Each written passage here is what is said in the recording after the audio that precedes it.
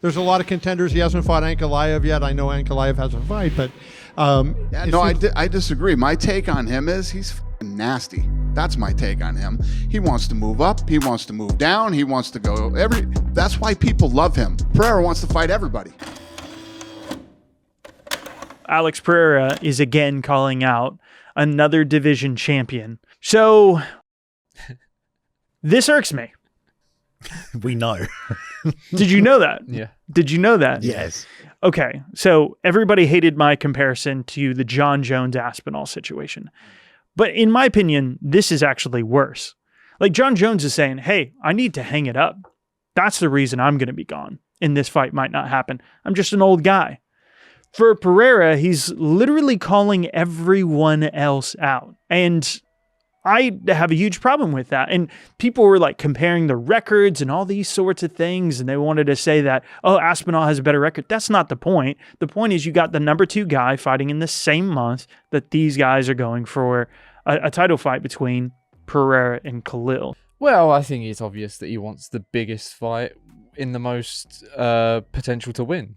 You know, I mean, it makes complete sense. He's constantly trying to improve his star power, isn't he? He wanted to go up to heavyweight and was asking for a title fight at heavyweight for the longest time.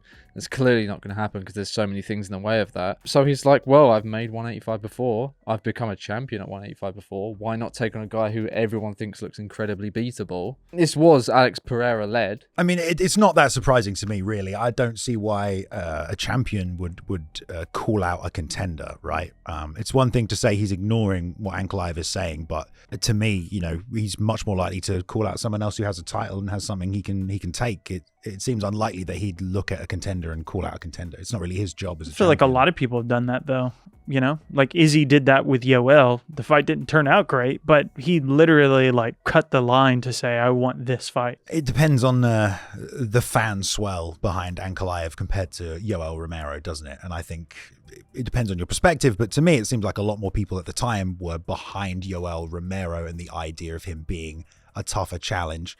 You can't say that against Ankalaev. He definitely is, but I don't think he has as much support. It felt motivated out of, wanting to disprove the fans that said he couldn't beat him. And I don't feel like Alex Pereira feels like that against Ankalaev. Well, here's the plain thing about it. You put Alex Pereira up against a striker, he's going to probably knock him out. Yeah, most likely, yeah. And that's all they've done so far. So it's like if you want compelling, interesting matchups, yeah, there's some fun to the idea of a firefight. There always is, but well, you can't argue. It's not a challenge, is the point. Sure, it's the idea of protecting the champion. That's kind of what we're seeing here, and I get it from his perspective. I get it from Jones's perspective. If you don't get it from Jones's perspective, you're lying. You are lying because Jones. What would you do if you're Jones? What you would want to do is you'd want to defend that belt, say you beat the greatest of all time, and ride off into the sunset. That's exactly what you'd want to do. You don't want to fight the tougher guy that everybody... Actually, I think by now, most people are predicting Aspinall to beat Jones. You know, it's more than just the outcry of will they fight, won't they fight, and that's enough to get people angry. It's also like you're ducking the best guy, and he should be the real champion. That's kind of the same situation here. I don't know if Ankalaev beats him. I think Ankalaev has a better chance than probably anybody else, though, because he has knockouts on the feet and he has the ground game. And he's also number 2 in the division. If we can jump over here then to some of the comments. So let's just go back to some of these things that people said. So they hate the Ankalaev versus Aspinall comparison and they started talking about their records and how different they are. That's not the point. He's the number 2 guy fighting for the title.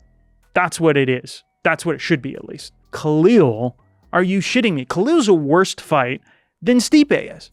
Stipe at least was coming off of a title fight. Khalil's never gotten to a title. Never. Jason is over-exaggerating the situation and citing that Hill is ducking Ankalaev. He's been the most active champion, has fought Yuri twice, and Hill, the 2 most recent champions of the division, even beating Jan before those title fights. The UFC decision, obviously Alex is the bad mofa ready to fight whoever they give him.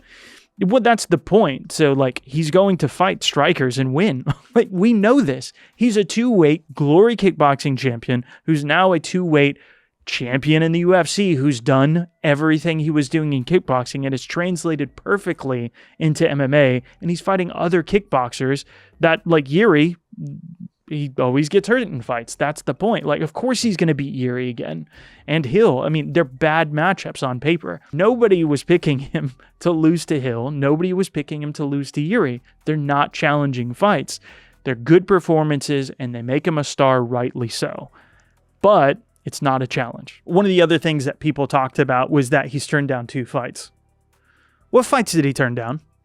The fight during Ramadan for UFC 300? It's literally, you're fasting during that time period. But like, isn't that also like Ankalaev's choice? There's been... To observe his religion? Well, no, there's been Islamic fighters that have fought during Ramadan. I think Bilal has quite a few times.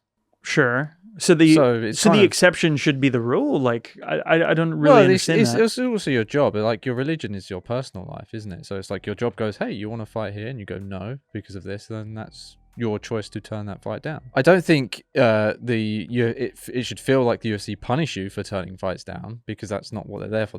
They're there to offer you fights.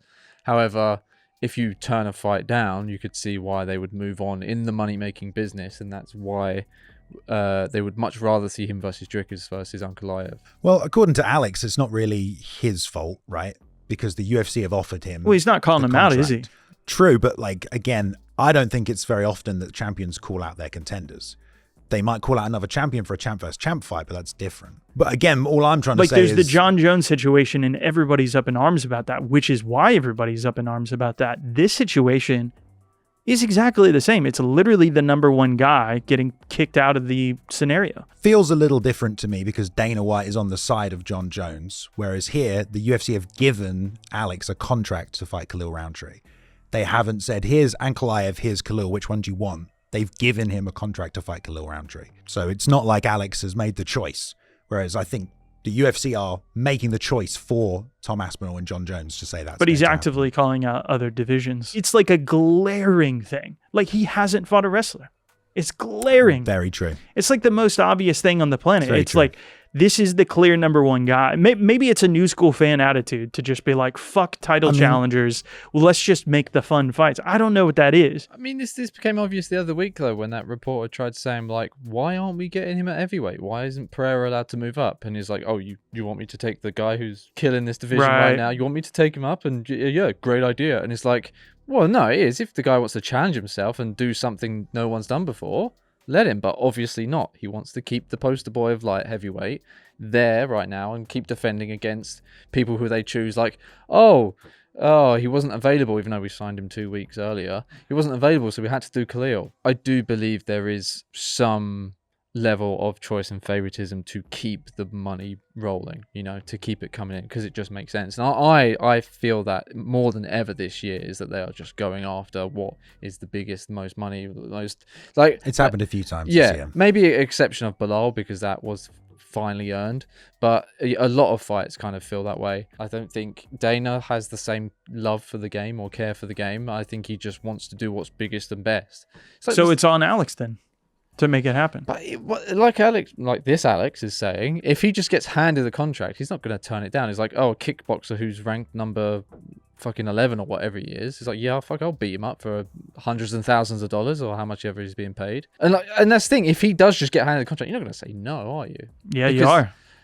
It literally happens all the time. Like, how many times do you hear about champions turning down opponents? If you're Alex Pereira and you get handed as someone who is a kickboxer who is seemingly... Like, how long did it take for Leon Edwards to get a title shot? That's not the point I'm making. The point I'm making is if someone you're saying turning down a title shot. It's literally happened with Leon all the time. I'm saying that Dana goes to Pereira, here's Khalil Roundtree, we want you to fight him then. You're not going to turn it down because you think, well, that's a way easier fight than anyone else, so I'm going to fight him. But... well, I mean, the point is champions do and have the power absolutely to turn down fights. That's the point. Yeah. They absolutely do. Sometimes the pressure is on the challenger, though, to do something noteworthy enough to get yourself a title fight. And it's hard to argue Ankalaev hasn't winning? It's hard to argue he hasn't done that because he's number 2. But you can't tell me that if he beats Rakic, a fight with Alex Pereira in Abu Dhabi is going to be a bigger fight than if he fought him now at 307. And maybe they also... have that as part of the factor in the game plan to bank, some safety. Let's say, we throw Ankalaev in there now, it might not sell as well as it could do. I'm sure there are other reasons. I do agree with you. I think that it is motivated by the fact that Khalil's a stand-up guy. It's a better fight for Alex. We're going to protect the champion a little bit. But I do believe is that what you prefer? I think that's... Protect the champion. No, I don't prefer that. I think that's what the UFC have Is that done. what fans prefer? I've agreed. Are you guys kidding me? I agree. Like they're protecting, right? The fans don't agree, which is kind of part of what this is. Yeah, I mean, but those fans might only if they doubt the ability of Ankalaev, right? But I think we all acknowledge he is very good and he's a wrestler and he's a much bigger challenge than Khalil. I like the striking matchup, but bringing a full mixed martial arts game to the table is a bigger challenge for Alex. But it's just what like Luke said, it's they're kind of protecting. But I do think there might be another angle where it's potential that they could make a bigger fight further down the line if they give Ankalaev another chance, because he's already had a few, to break through with the fans and he's not been able to. A big performance. Why do you think Rakic. he hasn't broken through with the fans? Well, I don't think people like the draw, and I think he's had one other fight that was lackluster. He's had some weird, no contest for sure. He has been knocking out other people, you're right. He killed Johnny Walker. He killed Iwan Kutalaba, the two weird fights that they had. But Johnny Walker knocked out Khalil. We talked about this last time. It's like we're also in that same sentence saying, oh, but it was Johnny Walker. No one's looking also, and you kept saying that it was 5 and 6 years ago, but it was only 3 years ago that he'd had his last loss, Khalil did. Yeah. So, I mean, he's getting beaten by these guys not that long ago. Well, it's not really a case of whether Khalil deserves it over Ankalaev, because I don't think many people could actually make that argument. It's if you watch Alex's vlog, I mean, he says it there, the UFC are making this for you guys. This fight is for you fans. This is going to be a fun fight for the fans. He doesn't acknowledge at any point that Khalil deserves it more than Ankalaev. He's just, I think, a bit jaded as well, because in his mind, I offered to fight you and you said no. So at 300 during Ramadan. Right, but he's, I get the idea that somebody can take a fight, yeah, but you're taking it under much worse circumstances. And I think the other one that was offered was 303 on short notice. Since when is it expected to take a short notice fight? He's literally saying, hey guys, this is a date that works really well. Let's do it. I'm the number one guy. If you can't do that, offer another one, maybe with a normal set of constraints on it. Hey, here's a fight in September. Here's a fight in November. They could have offered that back in January. Can't wait to see him get chinned by fucking Pereira immediately in round one, and then we can just put this all to bed. Well, no, so that's what we want, right? Either Alex Pereira goes in there and kills him, or he loses, or whatever the result is. Alex Pereira might actually destroy him, and then it's dude, go to any weight class you want. It's just just check off this one box, please. I'm kind of I'm very personality led at the moment. I feel when I watch UFC, and it's so I'm kind of just it'll happen when it happens. But for someone like you, it's really important to uphold that kind of because that's what makes it the sport, right? Is having that ranking system, because if we don't have it, then it's what do we do? Why is it the most valuable promotion? Why does everybody struggle with it? It's because they have all the top guys. And that's what makes stars. Because if you're not beating the top guys, you're probably not going to be that big of a star. If Alex Pereira was just beating, the dudes he was beating in LFA, he wasn't a big star then. He became a big star because he came out of the UFC and did it to the biggest guys, the best guys, the guys that were dominating the division like Izzy. But that's the thing. You beat the top guys, and that's what makes those stars way bigger than they ever would have been. The only other exceptions are I don't know, somebody like Kimbo who got famous another way.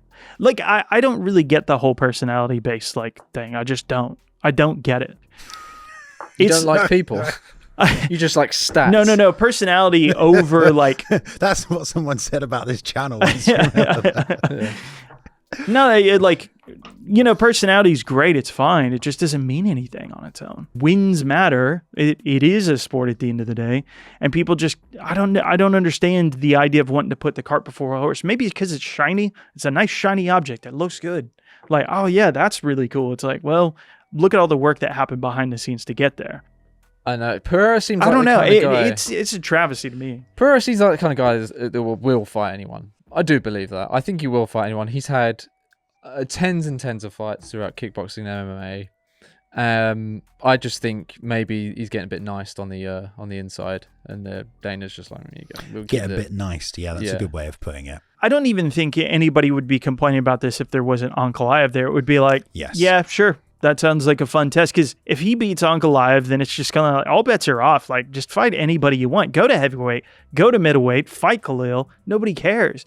It's just like there's a huge asterisk right now on everything that he's doing, because it's like, yeah, you already beat Yuri, and we knew nobody picked Yuri to win that rematch. I just think it's fascinating, man. It's like we got this guy calling out other people that we know he's going to beat. Like, let's be honest. Like, if he fights Dricus, I mean, there's an element of him taking him down like he did Izzy. I'm never going to make a prediction about Dricus again.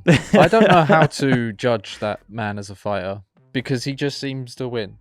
And I think he's got more of a chance of beating Pereira than other people. I think Alex Pereira's style is probably the style you'd pick to beat Dricus Du Plessis. Power puncher. Massive. Someone who can knock him out in one punch, because that's how he's lost previously. If you want to go into the comments and shit talk Jason to his face, you can do that really easily by joining the membership program, because, you know, not everyone comments there, and it's a really exclusive way to get hold of us, because we're often floating around in there. True. And we will reply to you. So if you want to talk to us, you know, you can even come in live to the live chats. You know, every Tuesday there's a writers meeting. Talk shit there. You can come in and say it to our faces. So, you know, join up below. Really appreciate it, and we'll see you next time.